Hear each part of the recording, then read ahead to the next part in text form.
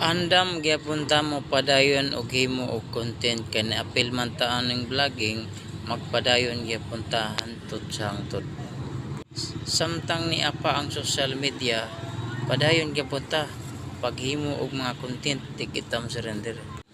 Kay duha ka upload, tulo ka upload, nya moundang ka sa ato pa di ka content creator. Mao ni mga idol, shout out sa tanan nga mga content creator. Nagpasalamat ta nga nagdugay sila sa sud sa pila ka tuig. Mao pa sila na monetize, taas kay sila pasensya mga idol.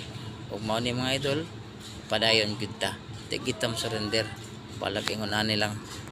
Kung ikaw gikapoy na sa paghimo content, pwede ra kang mo relax pagkahuman, mo balik din ka para dili mahunong ang imong pag-upload sa vlogging. Diri sa vlogging mga idol, ang pasensya porting taasa, dili masukod kung unsa kataas ang imong pasensya diri sa vlog mga idol. Og pasalamat po ta sa atong mga followers nga naaghihapon sila nga nagsuporta sa atong paghimo content og salamat.